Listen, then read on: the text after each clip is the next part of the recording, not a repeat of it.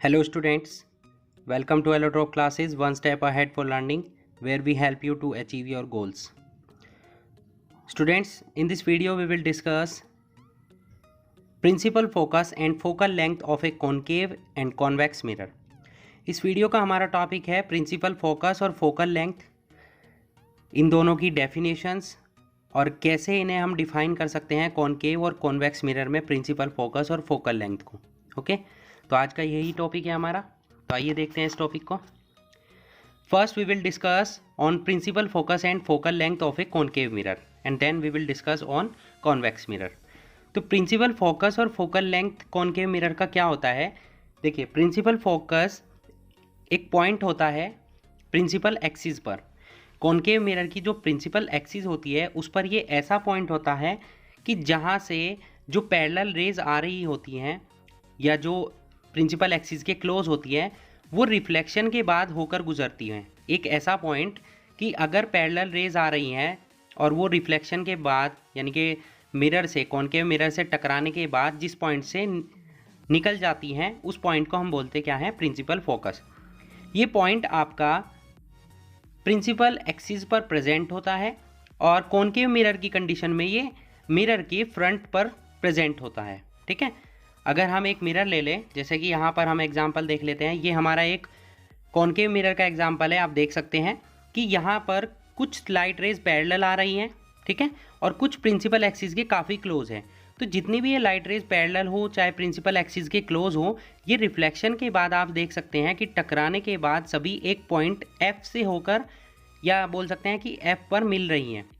After reflection they meet on a point F। यही F हमारा point है principal focus. Okay, और साथ में प्रिंसिपल फोकस के साथ में फोकल लेंथ क्या है? जहाँ पर कॉनकेव मिरर का ये पोल प्रेजेंट है P, यहाँ आप देख सकते हैं P दिखाई दे रहा होगा। P से इस प्रिंसिपल फोकस तक की डिस्टेंस को ही हम क्या बोलते हैं? Focal length.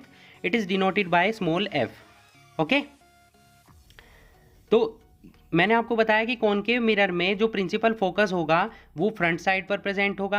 अब कॉनकेव मिरर में रियलिटी में हम फोकस को देख पा रहे हैं। यहाँ देखिए आप, डॉटेड लाइंस नहीं है, डार्क लाइन से हमने शो किया है। डार्क लाइन मतलब वो रियलिटी में प्रिंसिपल फोकस देख पा रहे हैं हम, वो बन पा रहा है पॉइंट।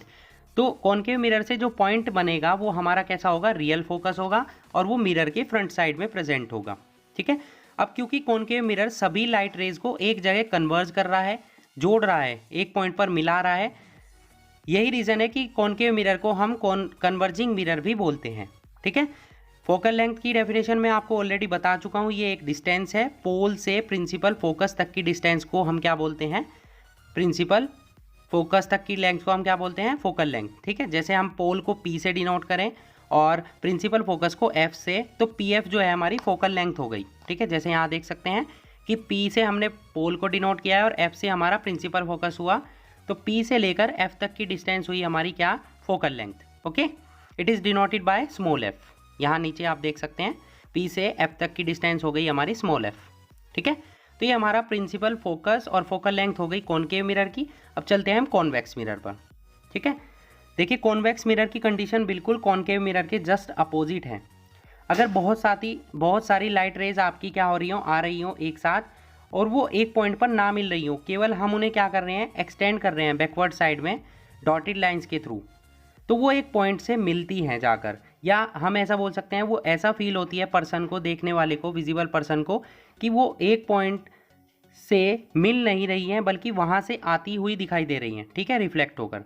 तो क्योंकि ये रियलिटी में फोकस लेंथ नहीं बन पा रही है, फोकल लेंथ जो प्रिंसिपल फोकस है वो रियलिटी में नहीं बन पा रहा है, तो इसीलिए जो हमारा कॉन्वेक्स मिरर से जो प्रिंसिपल फोकस पॉइंट हमें मिलेगा वो कैसा होगा? वर्चुअल होगा। ठीक है, वर्चुअल फोकस होगा।